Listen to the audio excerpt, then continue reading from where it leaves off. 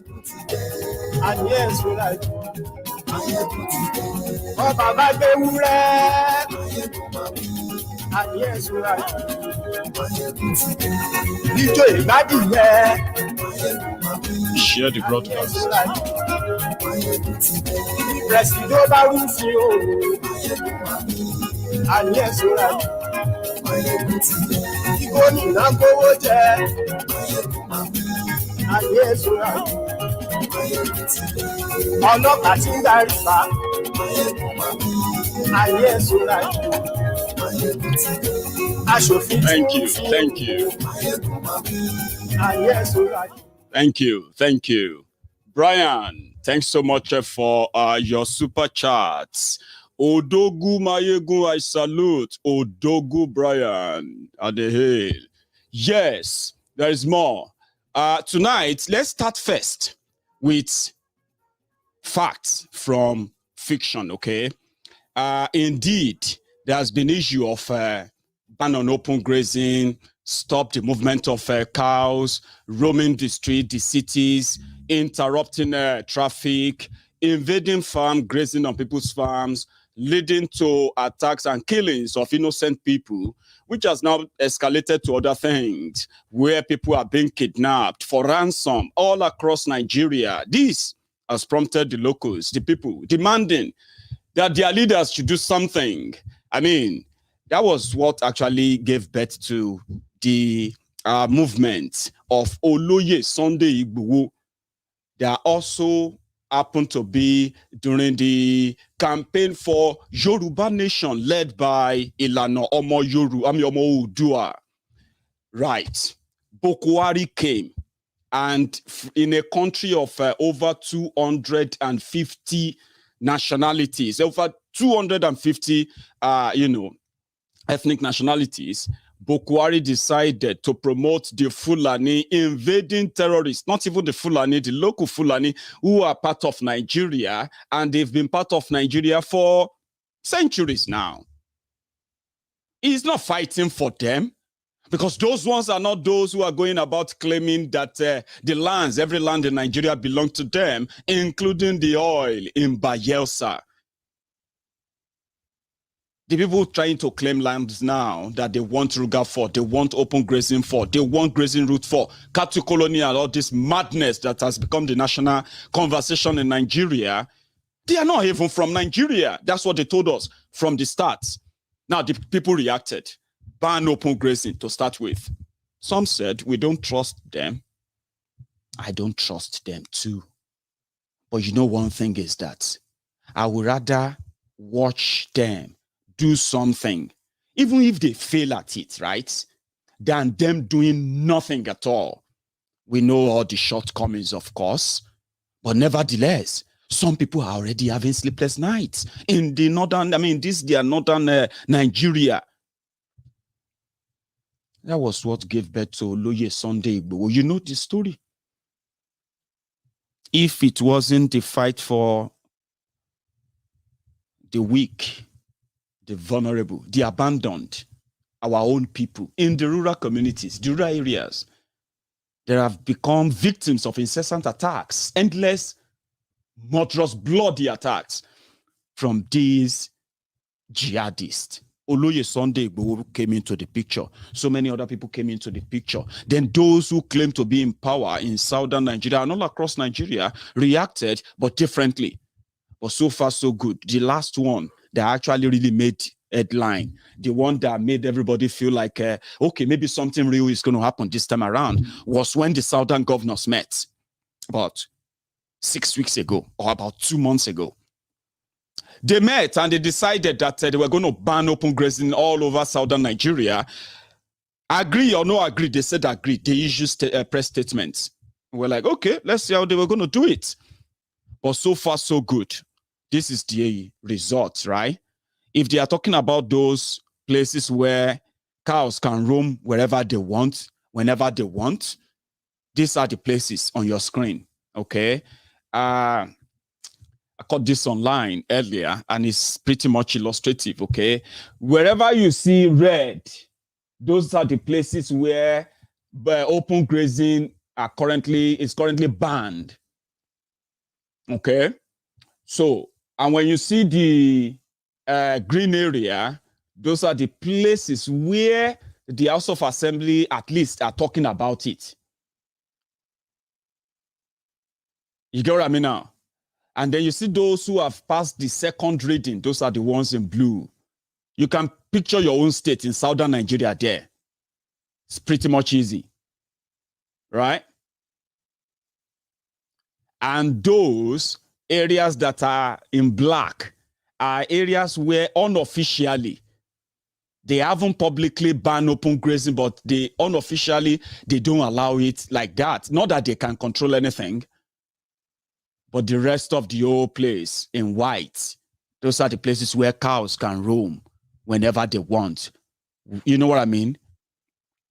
And these are the places now ravaged by different terrorist groups who initially they told us were fighting for land, until now we realize that it was actually a jihad. A jihad that those who are their own collaborators in government continue to hide from the rest of the country while they bleed, loot, and destroy the rest of the country. Now, this is where it becomes interesting. The Yorubas who said, we would rather protect ourselves and defend ourselves, we came under attack. The Biafrans who said, we will not even be part of this at all. We would rather just be on our own. And we can protect our own borders, since Nigeria no get border, right? We can protect our borders and prevent any armed criminals from invading our land and then demanding for their own local government areas. People who speak French, who speak all these languages that we have no clue about. So they got attacked, they got killed, and they are still being killed as we speak. So that's how we got here. For those of you who might probably still be wondering, what could it be that Nigerians couldn't resolve? And now they are just demanding to just break up. Listen, don't muddle it up. Don't let us muddle it up. Bokwari and APC, Egbekegbe, the Abacha People's Congress, the Al-Qaeda People's Congress, they came to power to project one thing and one thing only: religious and ethnic supremacy, subjugation, and control over the rest of the other nationalities in that country. And yes, we have those from other parts of Nigeria, in southern Nigeria, where they indeed are collaborators as beneficiaries of those, of the loot, I would say. Yes, they do have collaborators. But Bokwari came with that agenda to suppress and subject the over 200 ethnic nationalities in that place. And they think they could do it somehow. This is no longer about just the land grab and all that. It came with coloration of ethnic and religious subjugation, which is now called jihad.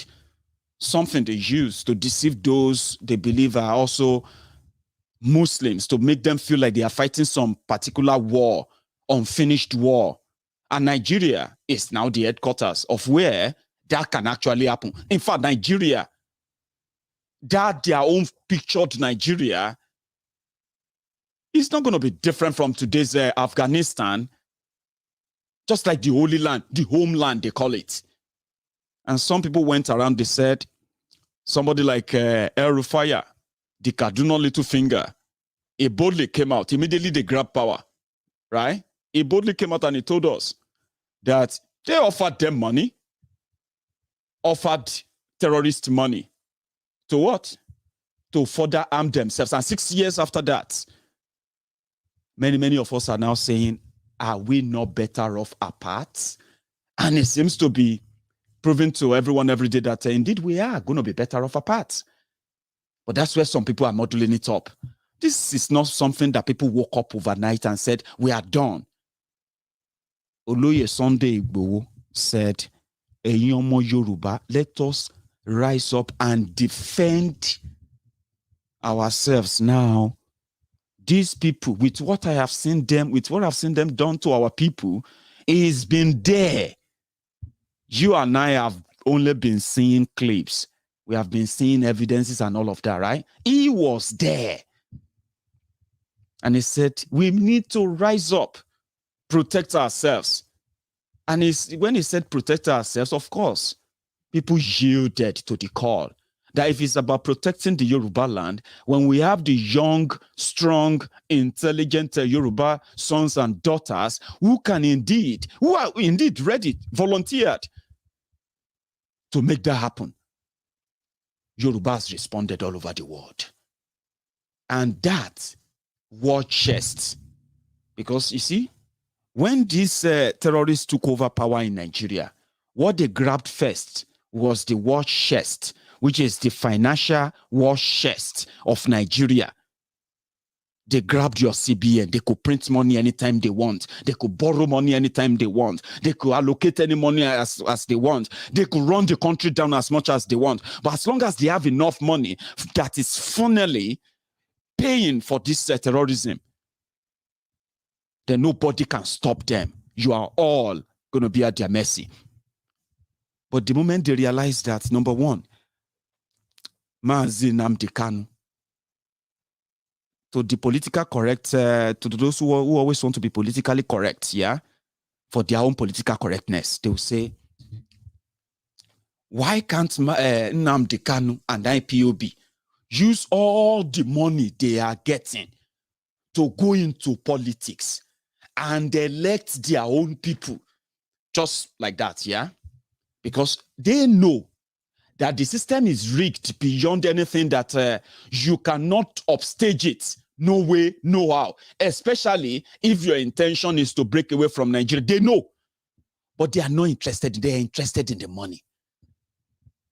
Same thing happened to the Yoruba nation. When Oloye Sunday Igboho called for help, and people responded in kind all over the world, different stories started popping up. First, how come they paid so much money for buses just because they want to be going into different, forest and the rest of that? For those who want to be politically correct, but for those who understand the logic behind having your own unfettered, unhindered financial access for any struggle whatsoever, it's like already like the struggle is like half won. If you have any means that your source of funding is never interrupted.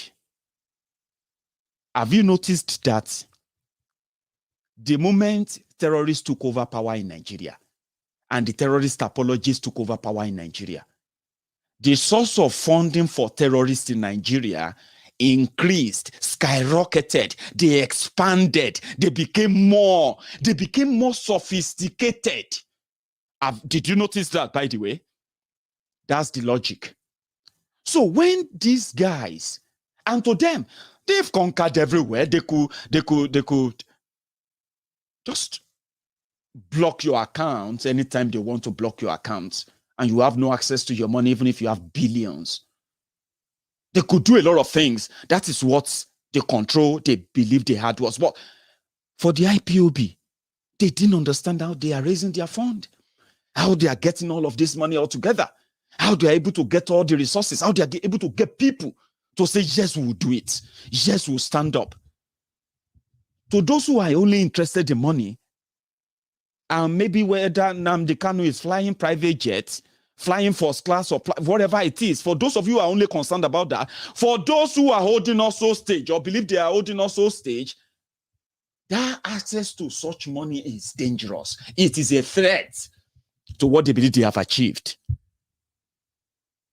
And when they put a target on the back of Oloye Sunday Igboho, it wasn't a target of arresting him, it was a target of killing him. Maybe if it's no longer the rallying figure, if it's no longer the you know what I mean, the main person that comes out and say, let us do it. You think you are mocking him when you are saying Yoruba Nation. Trust me. Ile Omo Yoruba would have been our language if we were never muddled up in this messy contraption called Nigeria. We'll probably be speaking Yoruba.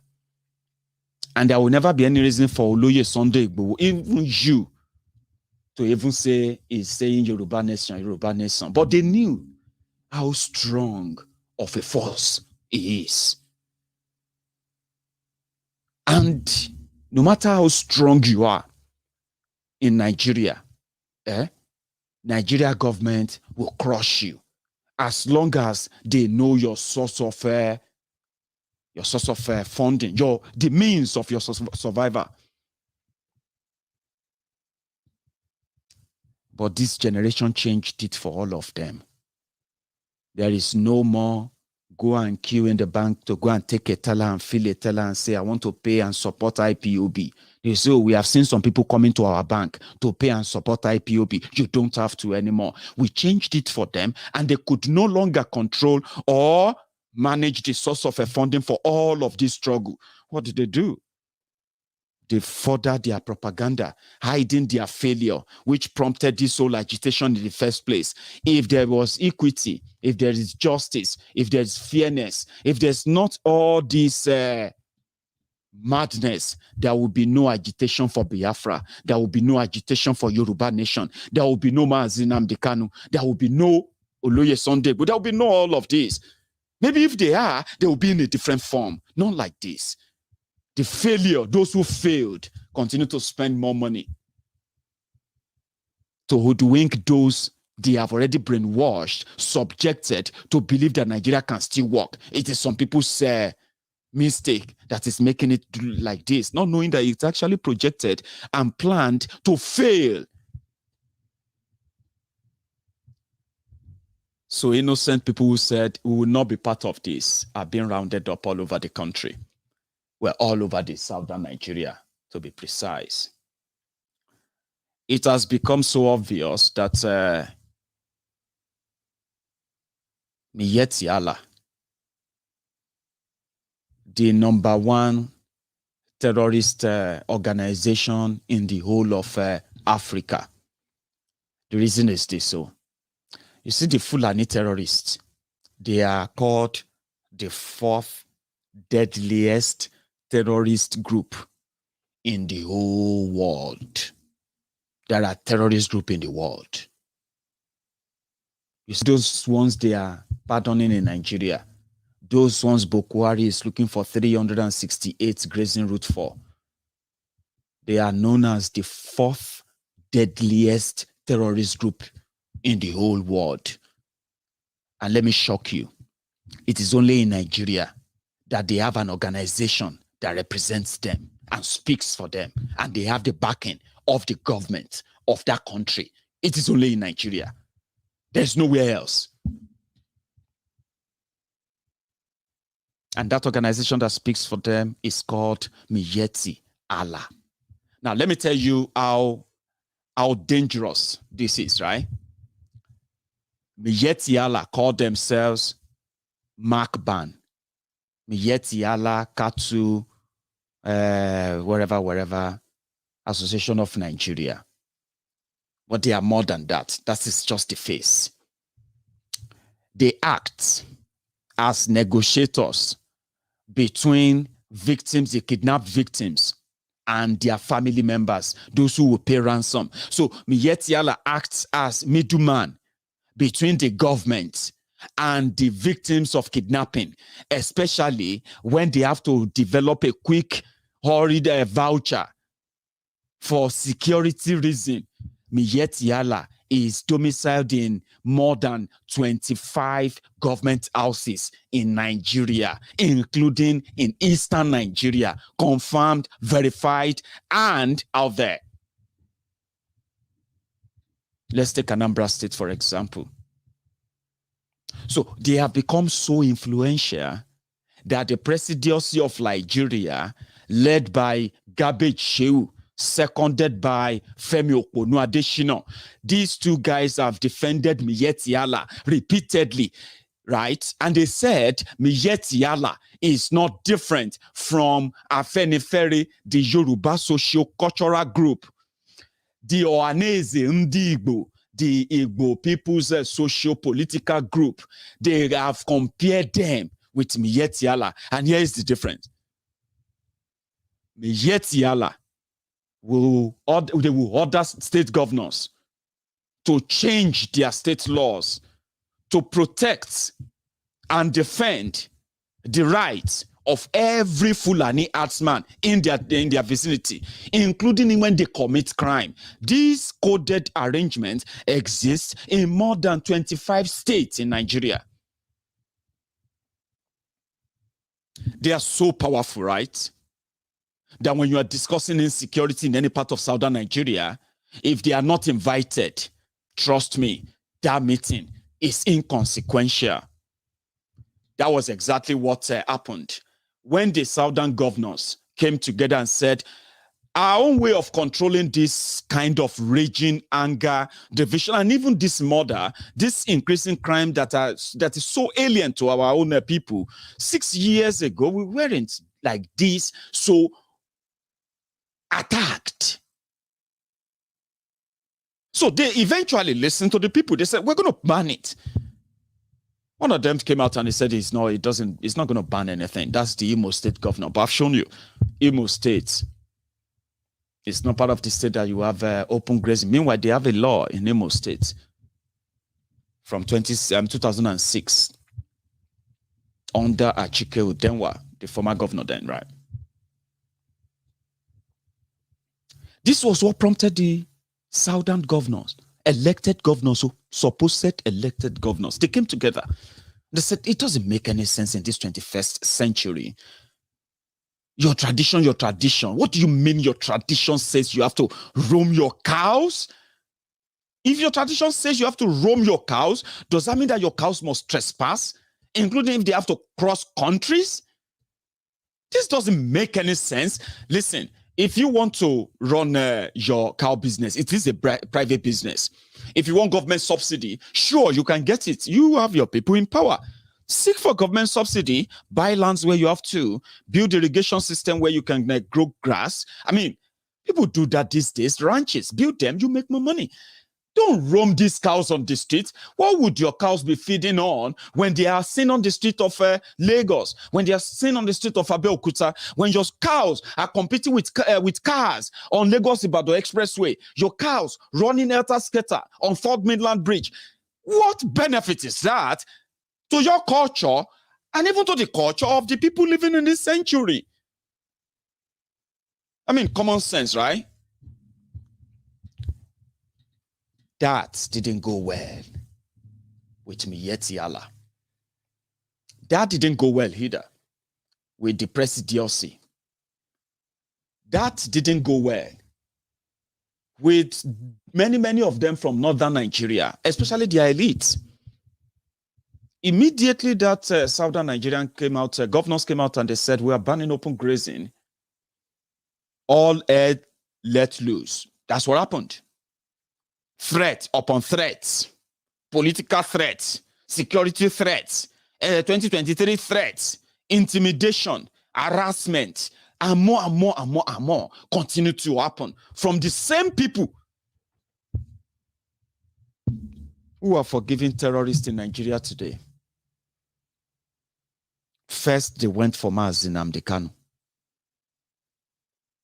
And using their own intelligence report and all of that, in collaboration with the government of Kenya, they kidnapped him. And let me say this just for the sake of my viewers, especially some of you who don't know that social media these days is so big, so huge than what you can imagine. And for everything you drop out there, some people are picking them. They don't react, but they read and they actually act on them. They don't react, but they act on them. The hulabalu, the bad blood, and all of that people have managed to create simply because of the extraordinary rendition of Maiyegun General by the rogue government of Nigeria under Buhari, accusing yourselves Now this person give them information. Now that person, they work with this person. Now that person collect money from that person. You are 100% sure you received an information that this person is, come on, people. I know you love Mazi Nnamdi Kanu. And I can't imagine how shocking, how many of you actually managed the shock. Some of us have managed to come over the shock, live in the reality, and continue to gather support until the right thing is done. But you see, accusing yourselves, now this person, they do this, now that person, they do this. You are not helping him. You are not helping the cause. You are not helping the Biafra struggle, but people are following their reading. I told somebody sometimes ago, I said, the poor education in Nigeria has done a lot of damages to people. That if they don't, that you see, when people found themselves, whenever Nigerians find themselves in a situation that they can't explain, it is very, very convenient to build a new reality that will take them out of that real thing. In the process of trying to live that reality, a lot of things will happen. People would first start asking questions.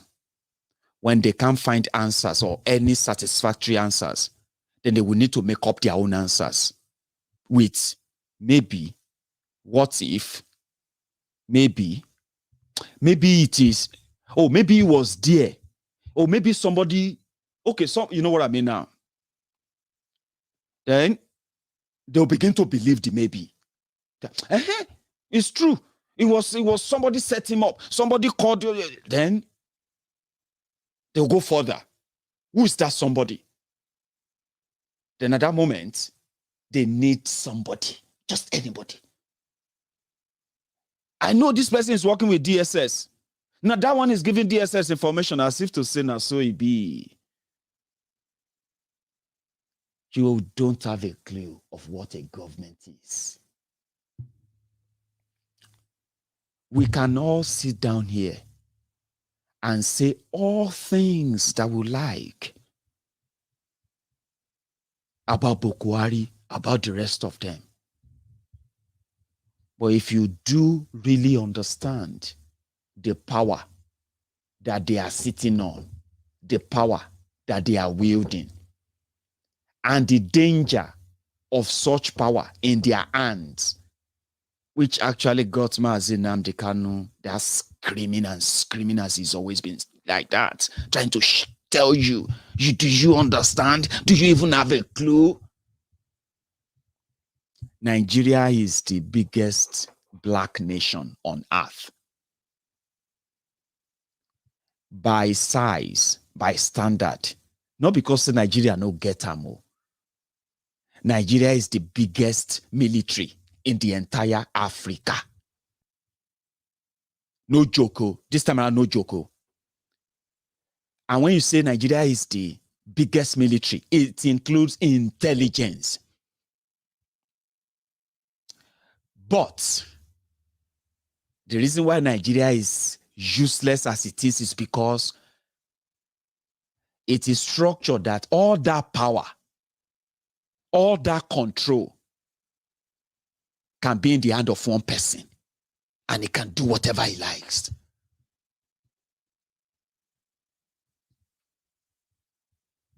The government has that Nigeria that you see so. It has so much power that it can influence any country in the entire Africa. Any country. It doesn't matter how fancy, how better you think that country is to Nigeria. To do anything for Nigeria, for something. Including to help them track Mazi Nnamdi Kanu. That's why they say if you give a madman power, if he should use it, It is that same power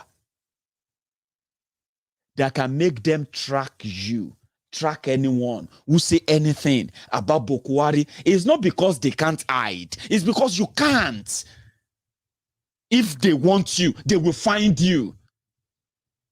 It now depends on what kind of people are trying to keep you away from them.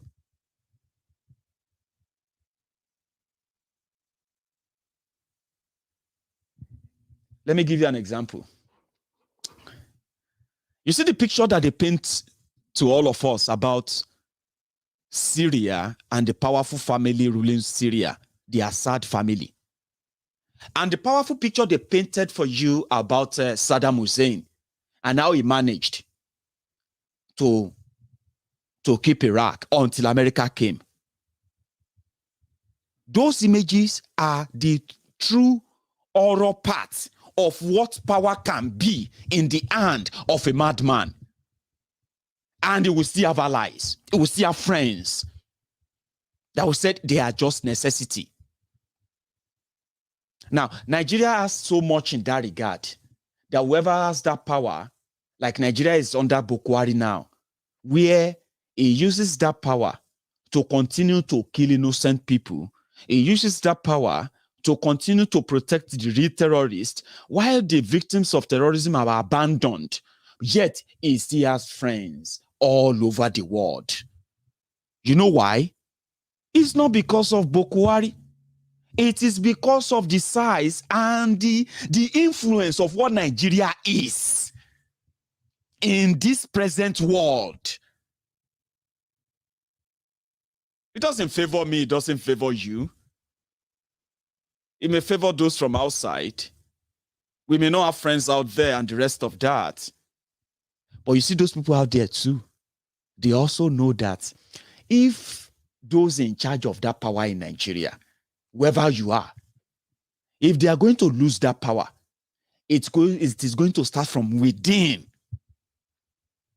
And for the first time, this is the first time that you are seeing people agitating to break away from Nigeria, not the politician threatening to break away. This is the first time. So the crack in the wall that you have been told of is about to happen because it can only break from within. And that's why I said Boko Haram is doing a great job. Dayo Elisha, thank you very much for your super sticker. And I think I got another one from Olanike Tubo. Thank you.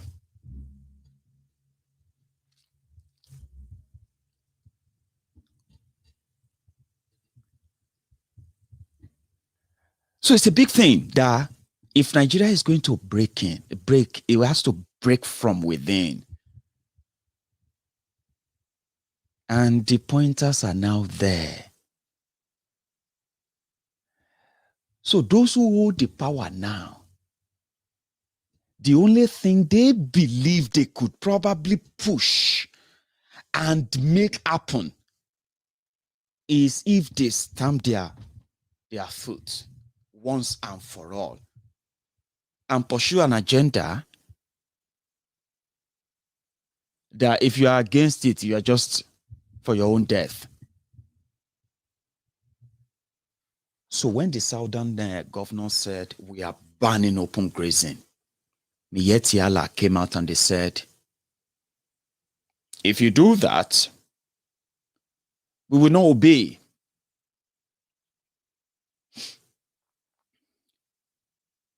Another group came out and they said, forget about 2023. All of you from the south. In fact, we are not even ready to give up the power. And I said, the people that has the power to track everyone, the people that has the power to go into people's home in the middle of the night and kill people, innocent people, the same people have the power to track those who are causing us to say we want to leave. I mean, this didn't just happen overnight. I keep saying that. People didn't just wake up and said, we are going to break up Nigeria. We are going to leave Nigeria.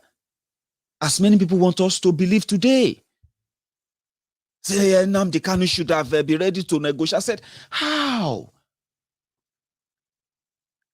They said they declared him wanted. He wasn't declared wanted. It was a fatwa on him.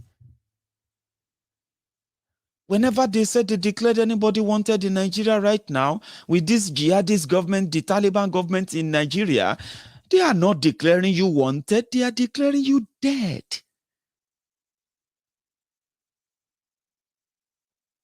So, when I was talking about power and influence, I was trying to tell you that you are overrating some of these people on social media.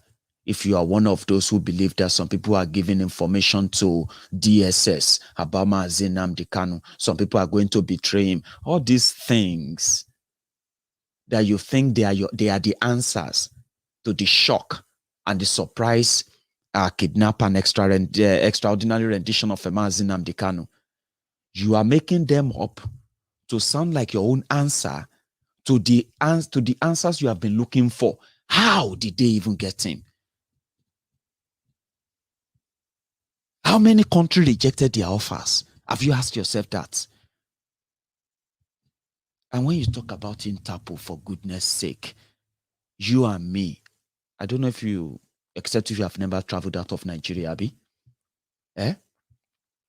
our biometric, our fingerprint is everywhere. I think that started since 2010.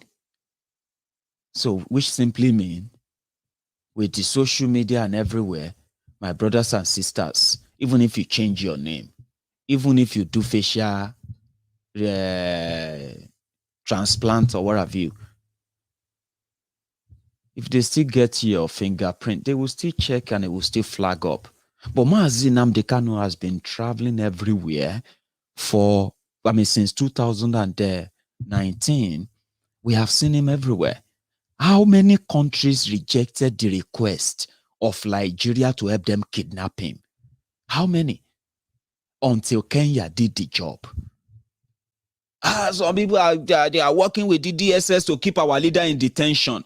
Can you please stop being mad enough to reason? Can you please be reasonable enough to tell yourselves that there are those who have been politically correct for so long that even if they want to change their mind about Nigeria, or let me say, if they don't agree with Biafra and what have you, every day, Boko Haram and gang continue to make them feel like, some of them are beginning to say, man, if like say, Kanu was right after all. Man, these IPOB guys, they've been right after all. Do you get that now? But when you go out there and you start accusing yourselves, this one is working with DSS. I have 100% information. Baba, 100% information from where? From that your beer parlor in Enugu or Aba or where? Or in Lagos. Can you please, guys, stop being stupid?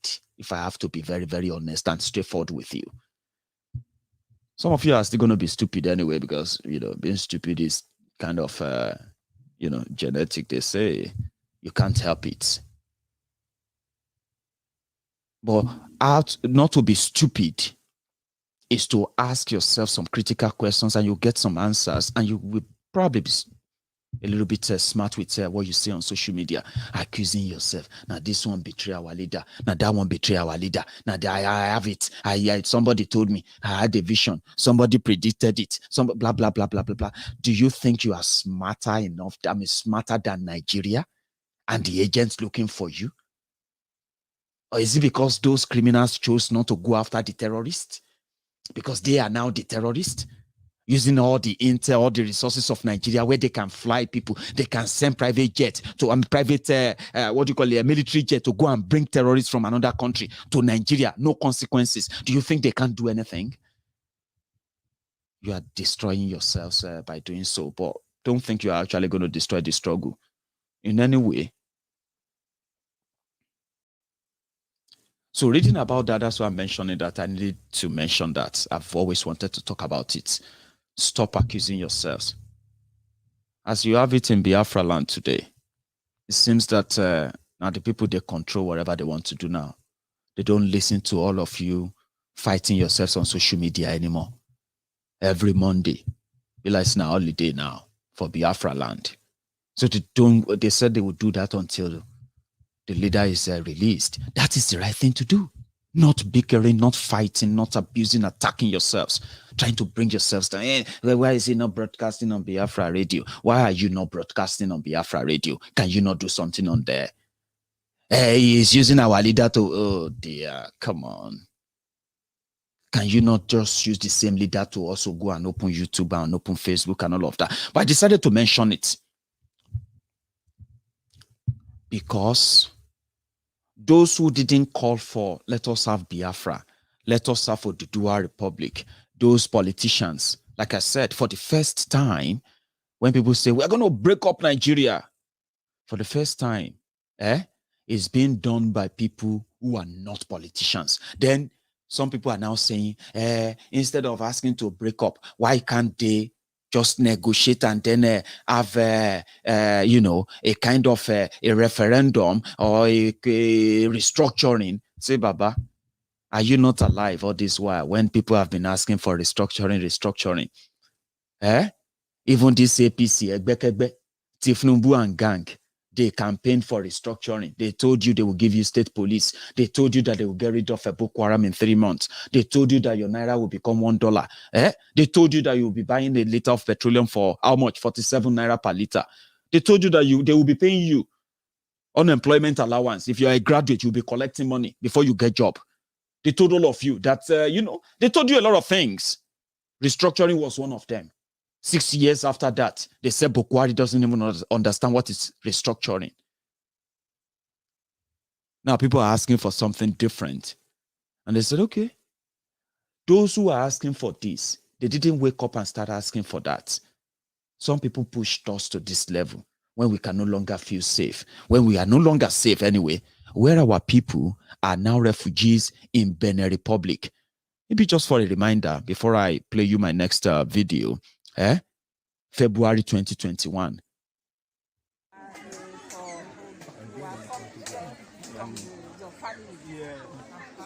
Due to that crisis, Fulani crisis that was occurred at our country. That's the reason why we migrated to this place.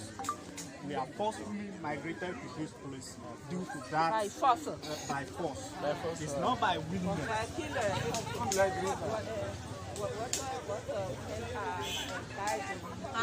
Women. Oh, man or women. How much are us, man or women? Only you. Here. Both the women and men migrated from that area. No. And then people died. But I say how many people they kill there? Okay. There are few many people. But that our many people. Many people have lost their lives.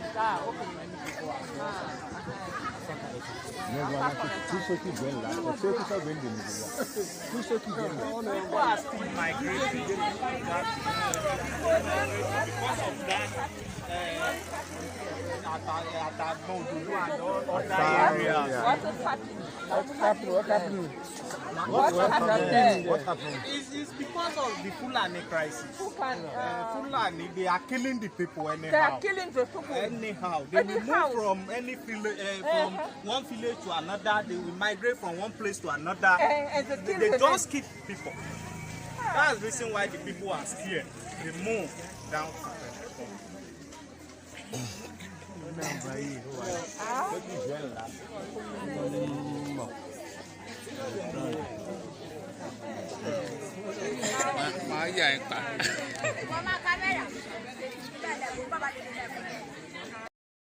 February 2021.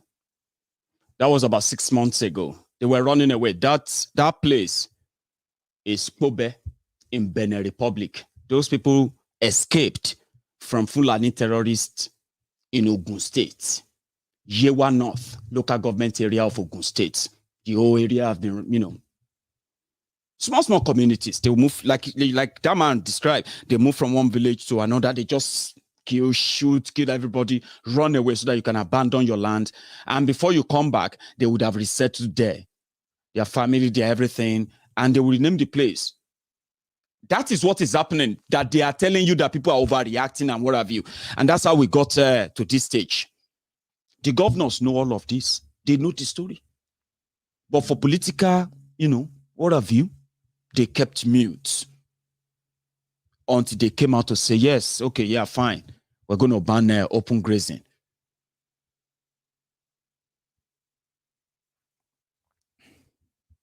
And today, the 31st of August, is the last day that you would expect any cow to roam any part of, some part of Yoruba land. And they are still free to roam everywhere, unfortunately, in so many parts of the eastern Nigeria and majority part of, yeah, well, not majority, because the River States they've also signed the law. So if you see cow for River States now for Suya, and anybody they see with cow. Now, these are measures, but we also know that how are they going to really do it? Good question. We don't know. But what is going to be the repercussion for all of this? We have an idea. Yeah. There's going to be heads that will roll, but most of the heads that will roll are not going to be the heads of the saboteurs in Yoruba land or in Igbo land. They're going to be the heads of the innocent people. And that is where I come to the part of my good news. It's a good news for me. Everything is not bleak and bleak. Okay. I told you yesterday that Malamu, the Attorney General of Nigeria, which is in charge of this jihadi law in Nigeria, he got a bloody nose just 2 days ago when he tried again to lift the court order that banned them, that actually, you know, restrained them from going further in harassing or arresting the Yoruba nation agitators, campaigners, including Oloye Sunday Igboho. Remember that we've had all the Oduduwa 12 fulfilled all their evil and, you know, satanic bail conditions. Remember, they fulfilled that, and then they told us that the judge that will sign their release traveled out of Nigeria, delayed them for another week, and then they finally, but before then, the same Daura Secret Service, DSS, approached courts, asking courts that just released people on bail to give them the right to detain them further. That failed as well, ladies and gentlemen. And finally, they decided to release them yesterday. Okay? And not all of them. Again, what could have happened? They said it was for technical reason. That was why even the lady among them, Lady K, a lady, imagine locking up a woman in order to satisfy the bloody madness of a tyrant, locking up a woman who has only expressed her fundamental right to self-determination, the free speech for goodness sake, the freedom of association, peaceful association, peaceful rally. They kill people right before her, and they locked her up for 2 solid months for doing absolute nothing. And when their technical problem will come, she became part of the technical problem. So they released 8.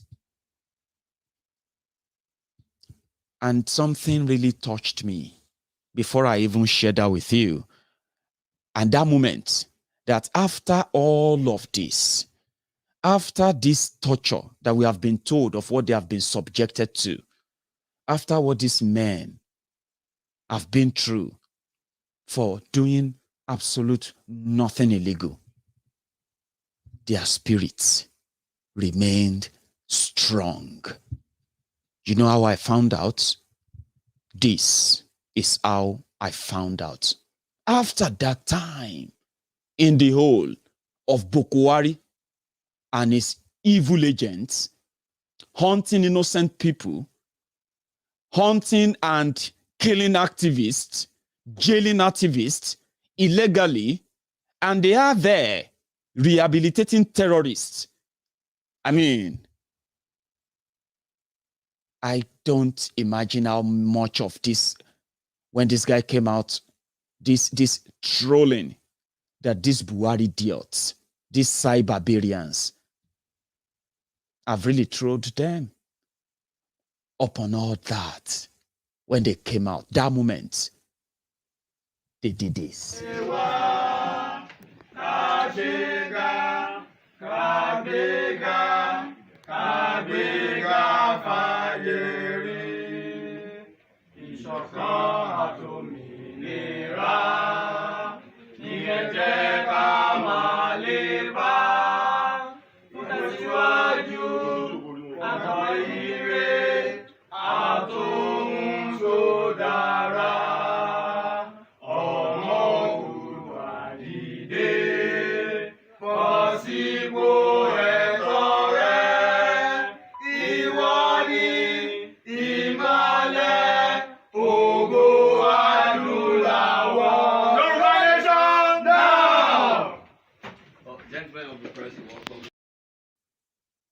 Thank you, guys. We are proud of you. You may not know what you are doing. I mean, what you are doing. You may not know. Some people may not even understand that you guys have become the heroes and the heroine of the struggle. Oloye Sunday Igboho also spoke from Benin Republic. Good news too. Listen, let me tell you something. Some people will say, what is the update on Oloye Sunday Igboho? Why is he still in prison and all of that? Listen, Benin Republic is not Nigeria. And one thing I have learned in this whole thing in the past years is that sometimes the only weapon you have is time. And the only way to use your weapon is patience. Benin Republic is a place they said they stopped Oloye Sunday Igboho because they received an Interpol alert that he is traveling through Benin. If they see him traveling through Benin Republic, they should stop him. So he was stopped with his wife and they put them in their custody. On that note, they were waiting for Nigeria to bring the case against him. His own lawyers who responded to his arrest, they managed within 2 days or so, they got his wife released because on the note that he was wanted by Nigeria, that was the beginning, right? Then Nigeria didn't want anything to do with court. They decided they wanted him back by all force. While his lawyers were pursuing the accusation of, oh, he is traveling through Benin Republic. What could be the offense? Was he traveling with a Nigerian passport? If he's traveling with Nigerian passport, he doesn't need any visa in Benin Republic. All he needs to do is just is in transit. If he's wanted for anything from Nigeria, or let me say, if he's traveling with a Benin Republic passport, then he's committed a crime in Benin Republic. Now, let us go to your court and tell us what his offense was. They got to the first judge, the second judge. It was pretty much about, they stopped him because Nigeria asked for him. They got to the third judge that would then decide, okay, Nigeria, come and present your case. Then the case changed. They said, no. We are not holding him because Nigeria wanted him.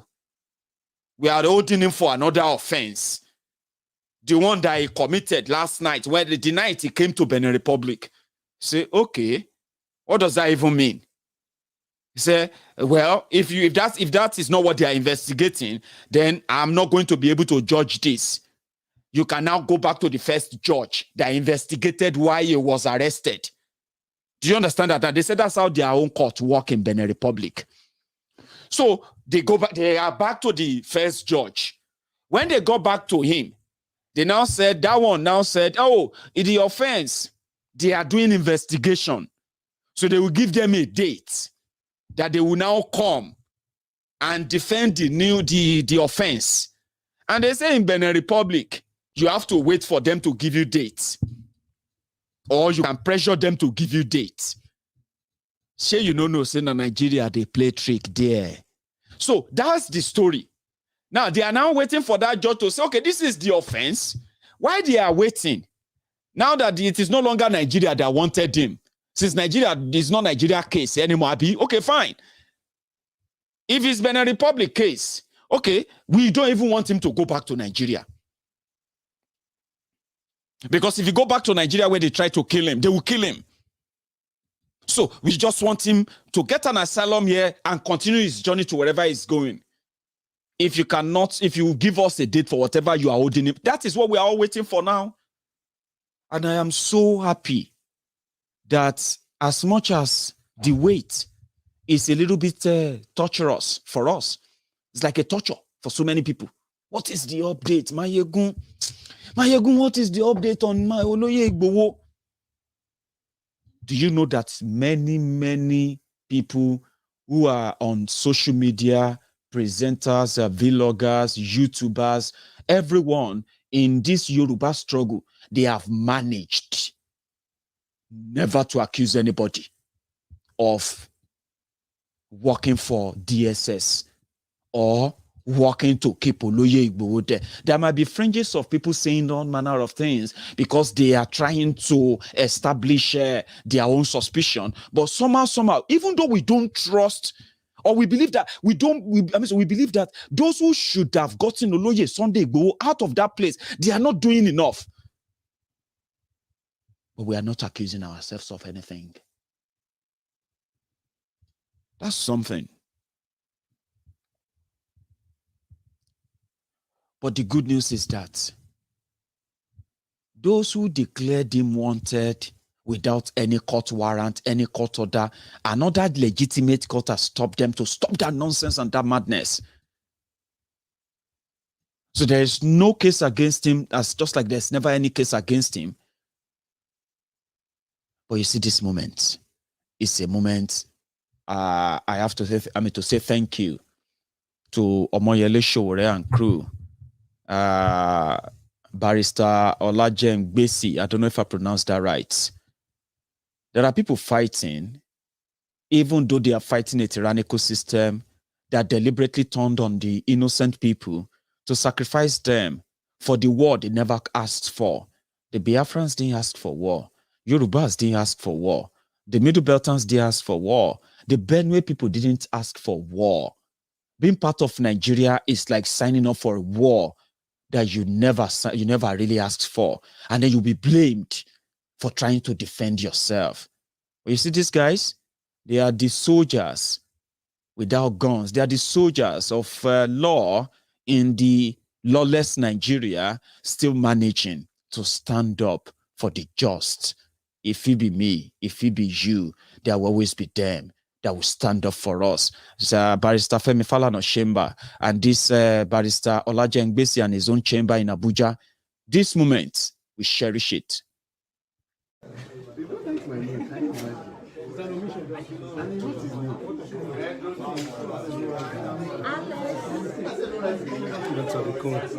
My name. Where? If I slap you, you come late.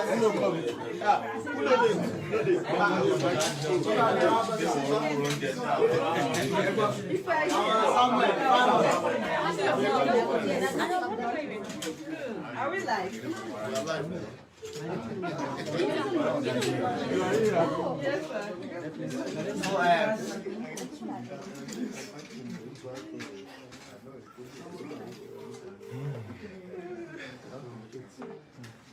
The people will the useless SSS arrest for Lawless. Chief Sunday Igboho.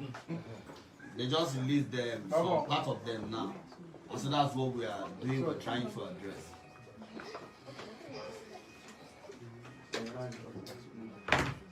Gentlemen, hey, sometimes today,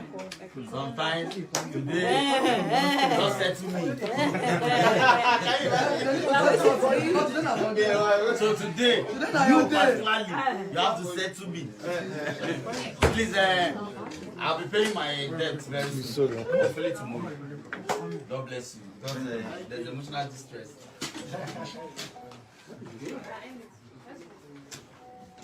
All right. So, Brother Sunday, when she told me to call you from Brother Sunday, can you lodge account today?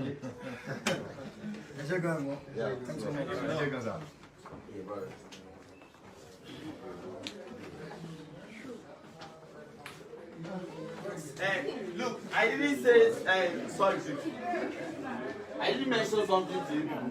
Okay. The people that SSS claimed that that they killed in Governmental, those people were actually hiding in bathroom. Yes. Hiding in bathroom, trying to prevent themselves from it was actual because SSS got into the room, any room they get into, they just start spraying bullets, start shooting. So these people, those people were like harmless, they were hiding, they were in the dark. As a matter of fact, one of the persons killed was killed because he's blind, he couldn't see. You know? 2 persons. One was blind, he couldn't see very well.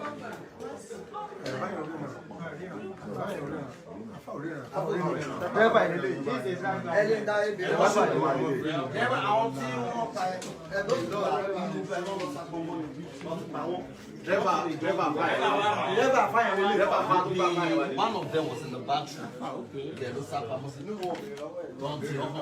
Anybody there was spraying. Then the second one is blind. So you know their whereabouts. You know the whereabouts of their bodies.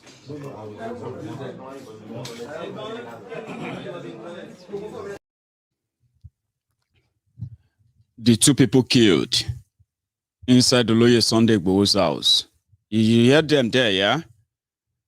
They killed them. One of them was even hiding from them. And they got in there, said, is anybody there? And when the moment he said yes, they just shot and killed him there. But their report said they found guns, they found this, they found that. And they made, what's that guy's name? Efunaya, an Igbo man, to read the communique. And said they found this, they found that. And the Fulanis who are behind the whole thing, the whole killing, those who put the target behind the back of Oloye Sunday Igboho and every Yoruba son and daughter that ever stands up and say enough from this whole thing, right? And you become a target and they have to kill you. The DSS will parade you. Look at those they are parading there and those who are the spokesperson for the Nigerian military. You see the Igbo man, you see a Yoruba man, they are the spokesperson. When they send their killers in to murder innocent people, kill innocent people, accuse them of what they didn't do, and bring out weapons, all manner of weapons, accuse them of running guns and the rest of that. Then you see an Igbo man, you see a Yoruba man writing the press release, doing the intellectual gymnastic, speaking grammar, explaining things for us, telling us that they deserve to be killed for simply asking to have their own country. People were killed. They were massacred. They were assassinated. That's a crime.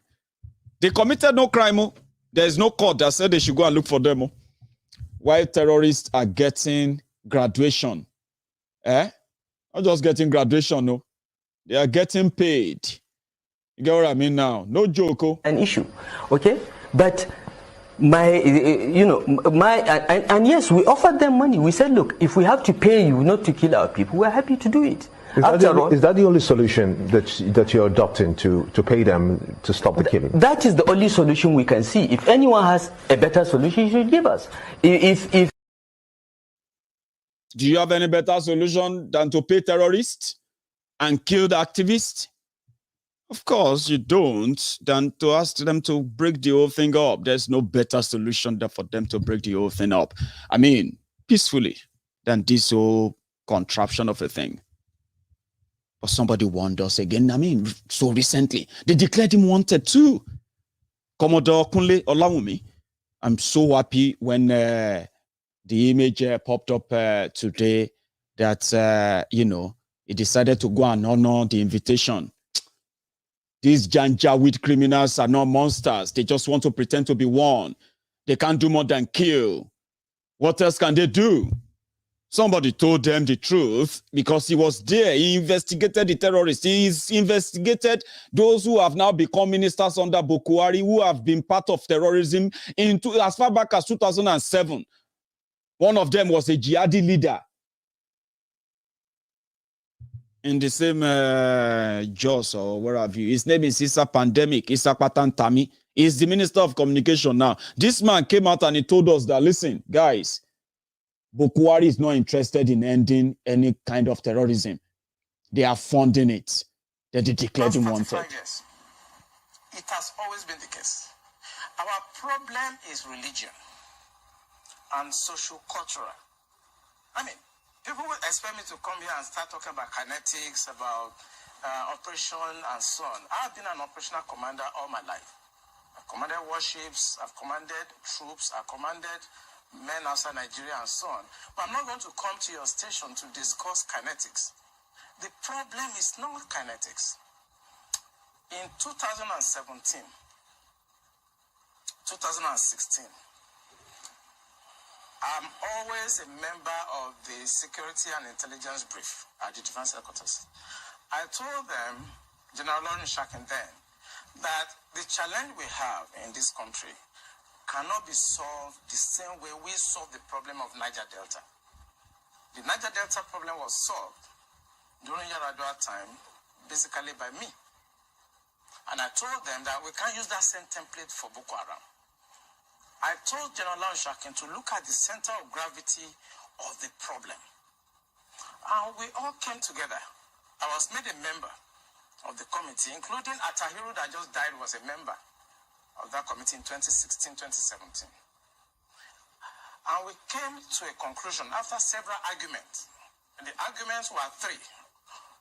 To identify the center of gravity of the problem, one group said it is the fighters, the Boko Haram fighters are the center of gravity, so we should go after them. Another group said the center of gravity of Boko Haram is Abubakar Shekau. So if you go after Abubakar Shekau, then the problem of Boko Haram will be solved. I took exception to the group. I said that is not the center of gravity of the problem of Boko Haram insurgency that we were having between that 2012 and 2017. And General Shakin asked me, allow me, why are you giving problem? What is the problem? Give us the answer. And I told General Shakin that if I tell you the answer, you're not going to be able to solve the problem. He said, what is the problem? I said, the center of gravity of Boko Haram and insurgency in Nigeria are the sponsors of that program. It was beyond us. Because the job we need to do is kinetics. Fight, destroy places, resolve issues. Yep. But we cannot resolve issue of sponsors of Boko Haram that were in Buhari's government, that we know them. When you say we, who? I was in the military intelligence. And the defense headquarters staff that I work with, they know. And that was why we couldn't pursue that aspect that could have resolved that problem. Because you need to arrest people. And recently, 400 people were gathered as sponsors of Boko Haram. Why is it that Buhari government has refused to try them? So the government knows sponsors of Boko Haram? Of course, it's in the news. In April this year, the government said they have arrested 400 Bureau de Change related, people that were sponsoring Boko Haram. They told us.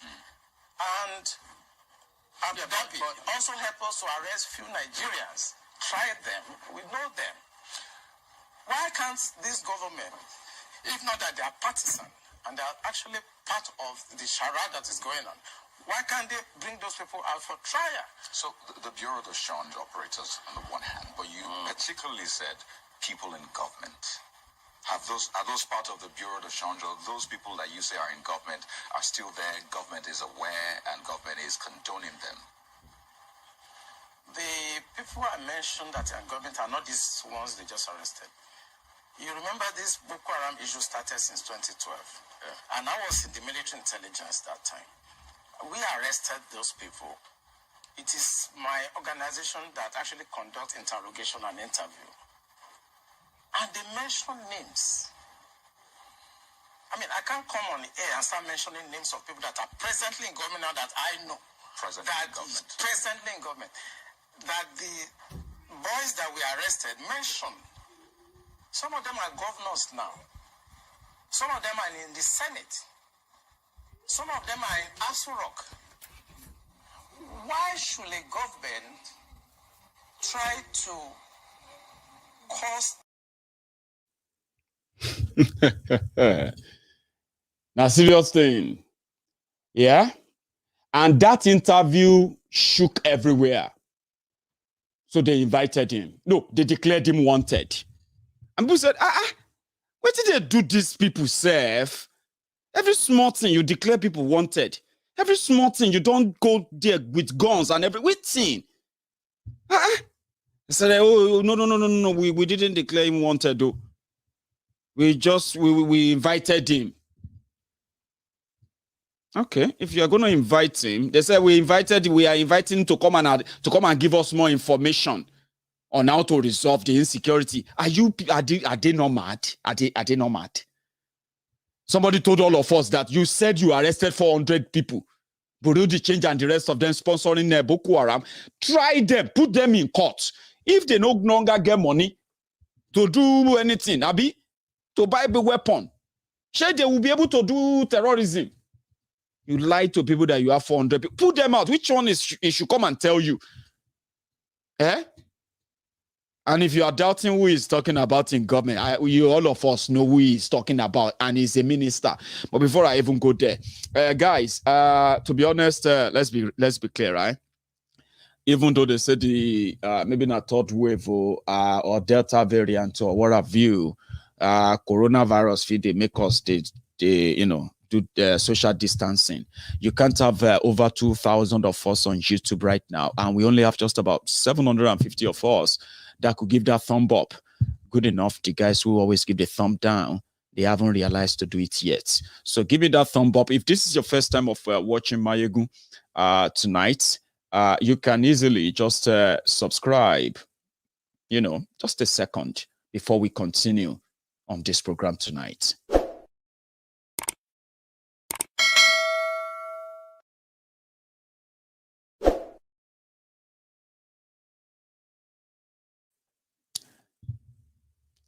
Thank you. If you are thinking of which minister be that, who is that? Somebody told us another thing. They are just to refresh your mind. Whole country working together, not just the army. Now, to get the whole country working together, there are some things you don't allow. I'm going to say, for instance, that the presidency has a few questions to answer. Because if you want to build the confidence of the people, there are some things that we must never allow. I'm going to tell you that apart from the minimum ones I've mentioned, the major one that is undermining the effort of this war right now is the fact that in 2004, I was involved in an evacuation. Abubakar Tafawa Balewa University, they had just slaughtered one boy in their mosque. A young Christian, Sunday Achi was his name. When I got there, the other students who had fatwas on them that were meant to be killed in a university, we evacuated them, brought them to Lagos. Like I said, I worked with CAN presidents through the years. And this has been happening through the years, so it's not as if it's a Buhari era thing. It's just that the buck stops at the table of leadership. Now, the major question we're asking ourselves is this. The young boys that we interviewed then, the testimonies we took, the person who put a fatwa on them and supervised the killing of one of them is a federal minister now.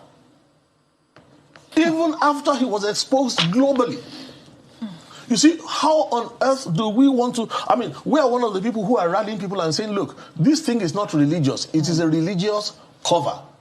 The best way we can win in Nigeria is, first of all, to blow the religious cover. It is not religious. It is not religious. But when a man who supervised the killing of and he was 31 years old then. So how do we give such an excuse? Who's going to listen to this? Pastor Thompson, if you say you supervised the killing... the evacuation. The evacuation. I supervised the evacuation. The guys supervised the killing. That's what I'm saying. I spoke to the people involved not too long ago. They are still shaking. You were not there, sir. I'm saying I evacuated the students and I spoke to them. Okay, so because this is, the minister is not here to be able to say his own side of what's going on. So we're just apart from that, globally, he was on Al-Qaeda's website, globally, posting stuff in recent years. He's talking about Isa pandemic, Isa Patantami, the sheikh who was friend to Abubakar Muhammad Yusuf, the founder of Boko Haram, the one they killed in police detention after they used him for political, political abracadabra. So, political thug, Alpha, where they speak Larubawa, as far where they speak Larubawa, where they speak Arabic. So the guy used the religion to help them do all the children. You see all those children that are voting, that you see in every election, those children. 4 years old, 5 years old with voters card. Now from their own afar, then they get the voters card. Now their affairs, they keep all the voters card. Every election, politicians don't joke with them. So they used Muhammad Yusuf to take over power in Borno. And after that, they made him a commissioner of a youth, special advisor to the governor on youth matter. And when they were done with him, they dumped him. And they went for him because they felt like they could it's going to be a trouble. Indeed, trouble it became. How? When they arrested him, many of his boys who were like his peers, just like Isa pandemic, they ran into the forest. They killed Muhammad Yusuf. And that is why he was crying. You man are gonna PDP, PDP, all this nonsense he was doing then. He's now a minister living in a mansion in Abuja. He could have been living in the forest, in Sambisa forest, as we speak. Good enough. He's done well for himself. Jihadi government took over power in Nigeria. They compensated him, put him in a palace, like the Taliban who lived in the forest for 20 years. Now they are back in the palace now, and they can act exactly like they would love the forest to be. It's a pandemic. He's done well for himself. He's the minister of communication in Nigeria. As smart as you are, as fintech as you call yourself in Nigeria, it's a pandemic. Isa Patantami is the one in charge. A jihadist is the one in charge of Nigeria Communication Ministry. Let that sink in. Let it sink. Every text message, bulk SMS. Oh yeah, make all of us meet for Ojota tomorrow. Hello, are you going to Ojota? We are going to go there. Isa pandemic is listening to you. All of you, everywhere. Because you handed over the Nigeria to terrorists. Somebody said, I don't understand at all. Lady B, what is it you don't understand? All the names. Don't worry. You get used to it, except if you're just joking anyway. People know those names, and now we use them in and out. So Isa pandemic is now the minister in Nigeria. That's somebody that could be a shekau. If it's not there in Abuja, if there is no Bokwari in Nigeria, Isa pandemic will never have any access to your data, have access to your phone line, have access to your WhatsApp. That is why they are putting money together. They said they want to tap your WhatsApp call. It's important. The terrorists that are in power, you guys are going to try to get out. You want to break away. You want to have your own country. Some of you want to run out of Nigeria to fight from outside. They know all the communication. They know all your text messages, your emails, your everything. Come on. You handed over the country to them. So that's why when they felt like Biafrans have access to money and they don't have bank accounts in Nigeria. How did they take do it? It's be that they say, then people say, oh, we're going to start, people should start using cryptocurrency, you know, crypto. You can keep your money safe away from these lunatics who are pickpockets, everything. People where they steal money from dead people. So they know the power of money. If you want to fight anything, you need to have money. If you don't have money, you need to have sponsor. If you don't have a major sponsor, then you need to crowdfund. And when you crowdfund and it is consistent, Baba, there is no fight where you know if you fight. That's why people can't shut me down. You can't do anything to me. I've got a very strong base. We know too many. You see this small temple where you see here, so this small temple of truth, we are so strong rooted, like deep rooted. You can't do anything for me. You can't do anything to me. You know why? Because I've got a better war chest that can manage my own crusade, that can never derail. They can say, Maiyegun, you don't collect money. I'll say, from who? Because you can't derail.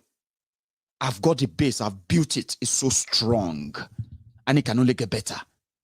So that is my own for small chicken Maiyegun. Now look at IPOB, who have members in over 145 countries, dedicated members, educated people, professionals, successful people in their own different fields, who want Biafra, but they don't probably know how to speak so eloquently about it. But you are doing it, we will support you. And they do. So that is power. Before now, they will say, now Chivese, they support them. They say, that Chivese, that billionaire. You know what? All his importation this year, ban everything. You see all those his loan that he collected from bank. Bank, oh yeah, call him, tell him, say, the loan don't mature, may he come pay. We want to seize his property. But those days are gone. Look at the NSAS. Look at how those young people raise fund, organized, mobilized, and they remain consistent. This is 21st century. Now, that is something that triggers them. How could you guys have so much that they said they wanted to raise 50 million for Oloye Sunday Igboho and every dedicated Yoruba sons and daughters who is ready to defend Yoruba land? 50 million, hey, within just 5 days, so they don't raise 15 million, no. Hey, while I don't start. Hey, them be thief. They want steal money. They want to use Yoruba nation to make money. Blah, blah, blah, blah. That is coming from those on-boot slaves, obedient fools, sophisticated morons, those who have accepted their own fate that now in a year, we die here. Nobody, they break up. You die in hell. There are people that are going to try and make hell hellish for the hell controllers, the gatekeepers. Those are the people like us. How could they raise money like that? How did the money even get here? Small time, they don't buy buses. Waiting, blah, blah. Oh boy, that is power. That is something that got them so mad, raging. Because they control everything. So if you see people who are doing what they can, and they are making a serious impact, like what Mazi Nnamdi Kanu has done. You don't have to like him. I keep telling people, listen, you don't really need to like everybody. And in fact, if you find yourself in a position like myself, me, Maiyegun, I don't care if you like me, but I appreciate it too if you like me, because I've got friends who have proved to me that they actually love me sincerely. I can't start telling you about them. I don't care if you don't like me or if you like me, but we appreciate it, and I do appreciate it for those who publicly express it. Maiyegun, I love you, and I'll say, I love you too. But you don't owe me that. But you can disagree with many, many of us. You may not like our tone. You may not like the way we say it. We may be so crude. Sometimes we may be so rude. I understand.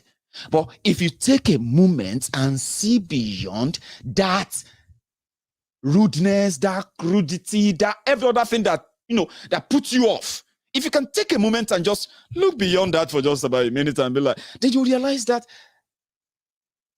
we can actually be soulmates, because whatever it is, we are in that mess altogether. We may live in denial of it, directly or indirectly. We are all involved in this. And I said, listen, it is not a competition. Be grateful, be thankful that you have the voice to make an impact. Because for everyone who is doing it, you are actually like stabbing them in the heart, deep down, deep down. How could you guys have this courage? You are fighting against Nigeria. You may think you are fighting against the Fulani oligarch, Fulani, what do you call it, supremacy, blah, blah, blah nonsense. But no, these guys they are holding the power that should have kept Nigeria and the entire Nigeria like a proper country, something that breeds respect. They are holding it against the rest of us, and that is bigger than them. And if you really want to crush this, you crush it from inside and you crush it to the ground.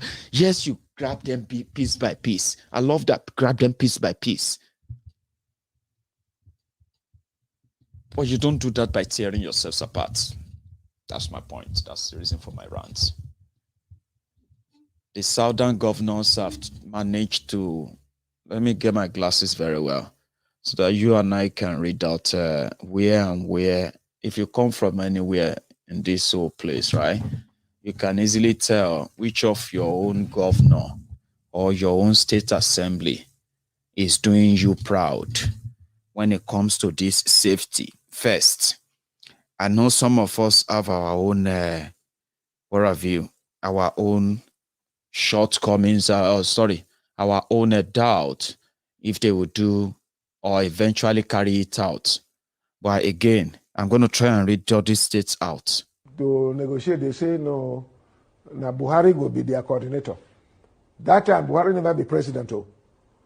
And I don't talk you, there is organization here, they call them Miyetti Allah. Miyetti Allah, now them they do terrorism, now them they sponsor, now them they get money from government. Their chairman, now police they guide them.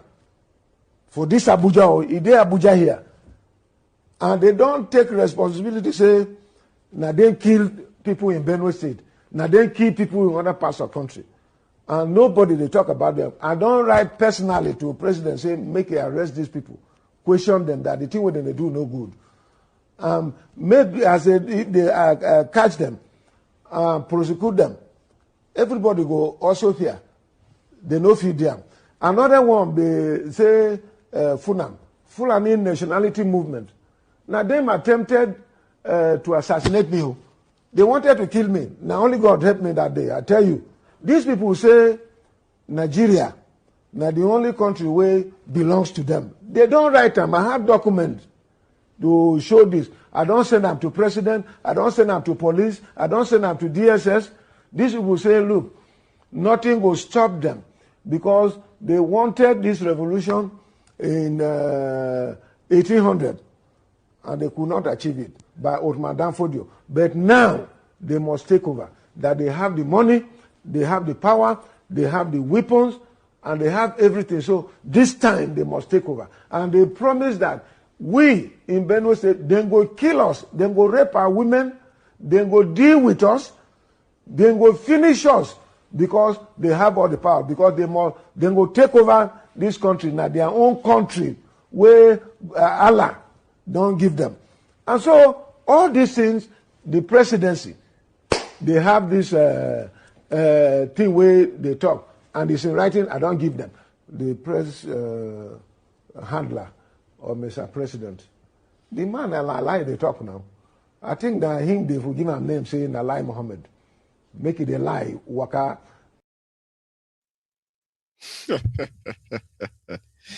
Anyway, that's a state governor in Nigeria. For those of you who are watching that video there, right? That is Autumn. Some of them are saying, go and pay salary. They pay salary to dead people, the people that you are killing. Is that why he's not paying salary? Is that blah, blah, blah? That's another reason why Nigeria should break up. Benue State is the food basket of Nigeria. They used to say Benue State alone can feed almost the entire Nigeria and still feed some other African countries, even though they don't need to feed the entire Nigeria. The entire the entire southern Nigeria can feed our own people. We can grow our own food. We can raise our own cows and livestock and what have you. But they used to say Benue na food basket of Nigeria. But the Fulani have ransacked all the villages. They have destroyed everywhere. They have killed. They have turned those farms to burial ground. Killing field, no joke. But well, I hope say another day, feed day, we then go hear this truth. So here are the places where they have banned open grazing, where they haven't, and places where they are still talking about it, and where they don't even talk about it at all. All those white places, they are the places where nothing like that. But you see those red places, listen, I believe it's so tiny. I don't know if you can read them, but I believe you can place your state. If you are from any part of this part, you can place your own state on the map, but I'll help. The one on the left, the three on the left in red, those are Oyo State, Osun State, Ogun State. They are now, it is now illegal to openly graze your cows in these three Yoruba states. Ondo State signed their own today. So making it 4 states in Yoruba land. Lagos State House of Assembly, they are still waiting. Then, if you go to Delta, currently it's in second reading. If you go to Enugu, it is currently in second reading. In Akwa Ibom, and then we already have it in place as well. The ban of open grazing in southern Nigeria agreed to by the southern governors. Anambra, Bayelsa has agreed, and they've signed it into law. Rivers State have agreed, and they've signed it into law. Abia State have agreed, and they've signed it into law as well. The other state is Benue State. They've agreed, and they've signed it into law as well. So if you see the green states, these are the states like Plateau State. It is still in the State House of Assembly. Lagos State is still in the State of Assembly. Delta State is in second reading, like I said. Kwara State, there's nothing like ban of open grazing. Niger State is not banning it. Abuja, it is open.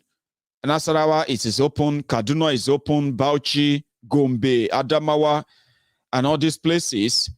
Ebonyi State, where is Ebonyi? Anambra State, there is no law at all. There's not even any conversation about it. Imo State, they are not even talking about it. And this big one in the middle there, one moment.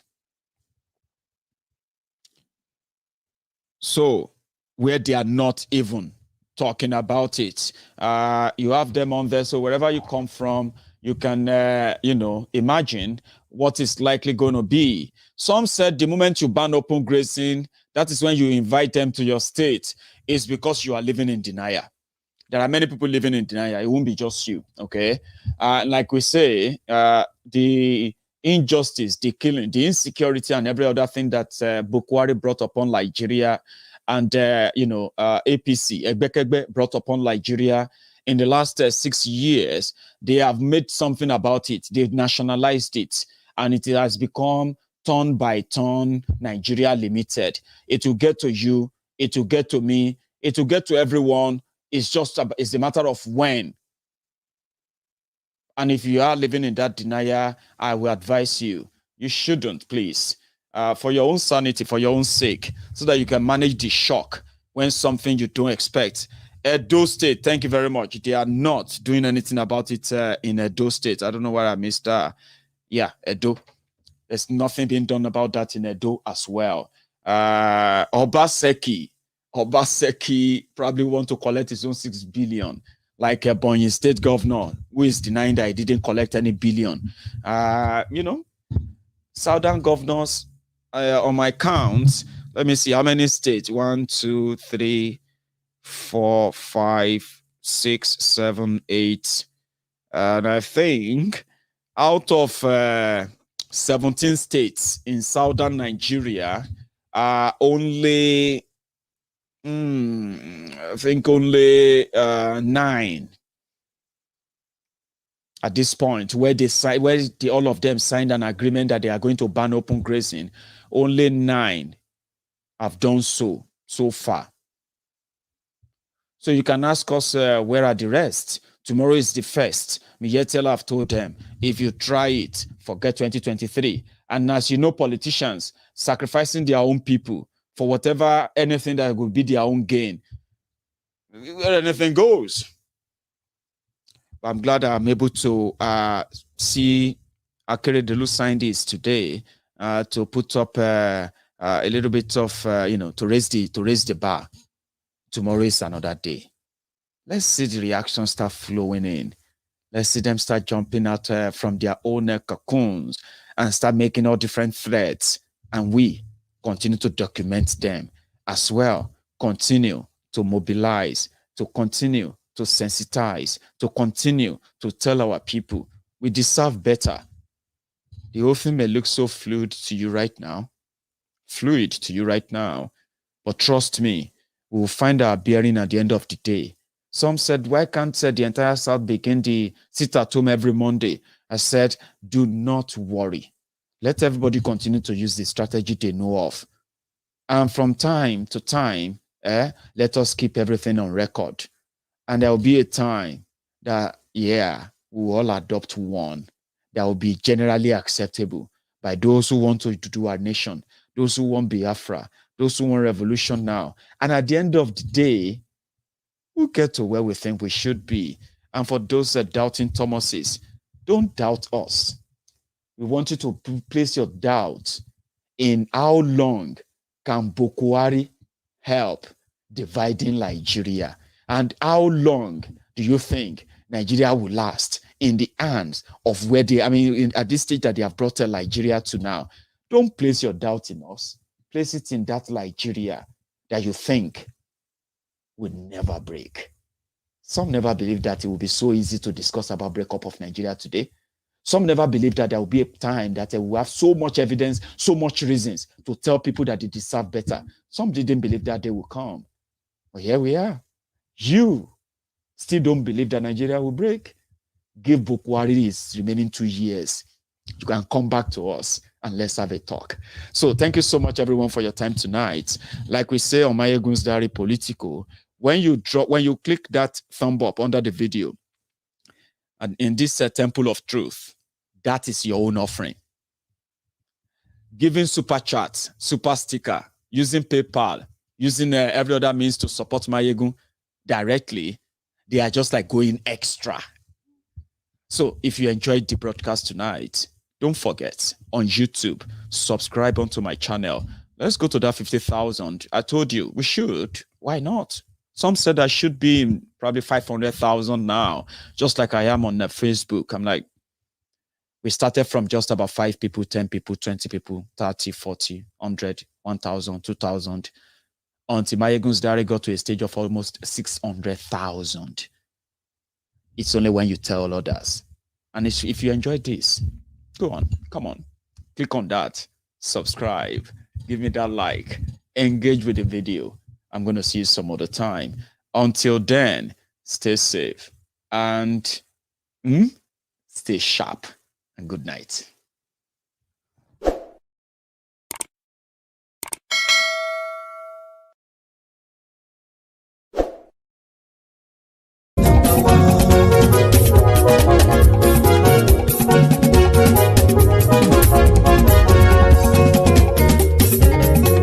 Àní ẹ̀sùn rákì. Maiyegun ti